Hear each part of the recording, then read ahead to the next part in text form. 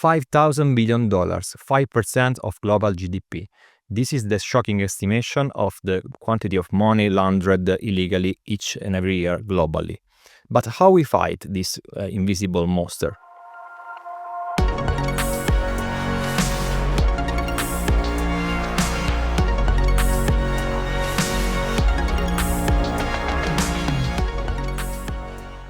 Welcome everybody to the third season of Hello Trust, the podcast of Tinexta Infocert regarding regulation, new technologies, digital trust. And today's topic will be AML, the new regulation regarding the anti-money laundering. In each episode will be supported with an expert of this topic. And today's topic expert is Edoardo Abbruzzese. Ciao Edoardo. Hi Silvio. Hi everyone. That will accompany us in this journey regarding this new regulation. Okay, Edoardo, so right away the first question, what's happening around Europe regarding this new regulation? Well, we have a big news in Europe, which is the AML package, so the new regulatory framework for anti-money laundering. And we have different big news. The first one is that we have a regulation. From the legal point of view, it's directly applicable. Simple but effective. It's directly applicable in each member state, so it's a big change for Europe. And the second one is that we will have specific regulatory technical standards applicable to the customer due diligence procedure. So all the steps and all the verification that must be performed by the pledge entity in order to verify that I am really dealing with Silvio before providing the financial tools. And the really interesting news is that in these regulatory technical standards, we have a main reference to digital identities and qualified trust services, such as the qualified electronic signature, as the main tool to identify the customer. So we have a really big change.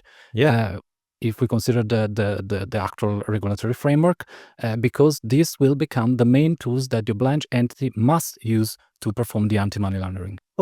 So this new regulation will bring with us new technical standards and a referral mentioned to this qualified trust service provider services, the digital trust services like digital identity, but I think also other services. Qualified trust services, and the main reason is eIDAS 2.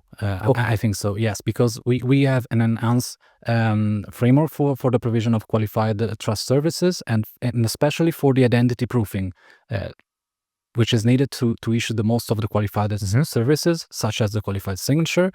We have the highest level of security possible to provide this kind of services. We have specific technical standards also in the world of under the eIDAS framework. And these standards will be mandatory and the same for all the qualified trust service provider around the EU.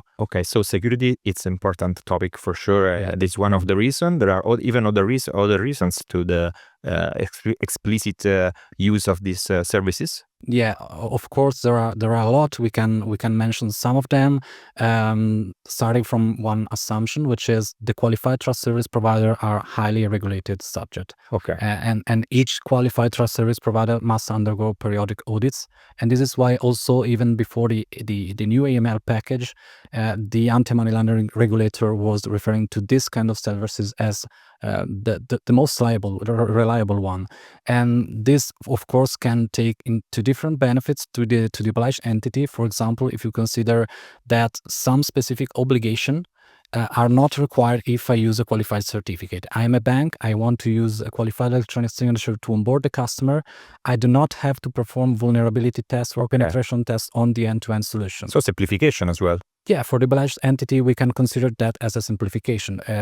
I do not have to satisfy specific obligation, and I can concentrate myself on my internal procedure, the risk evaluation and the customer itself. So I think that we are already talking about benefits and if there will be measurable benefits for the companies regarding this application of the AML and QTSP together. I think security, simplicity, and maybe even cost reduction. I think so. Also for another reason, because we are talking about a European framework. So all the solutions that we can provide and all the QTSP can provide under the eIDAS framework are a solution that can be used cross-border in different member states. So I think of the large players in the European market. If I'm operating in different countries, I can implement one solution, and this solution will be recognized in all the others. So interoperability as well. So there are possibility to enter new markets, for example, for the players of the sector. So security, simplicity, cost reduction, new business opportunities in other markets seems to me a win-win situation at 100%. And maybe if we consider also the future with European Digital Identity Wallet, a smoother user experience for the end customer. A lot of news. A lot of news regarding the AML and the fight against the money laundering. So thank you, Edoardo, for this chat. It was very, very interesting. You were very clear. So thank you to all the followers out there, and I invite you to follow us again on YouTube channel and the other channel to do not lose each and every episodes of Hello Trust. See you.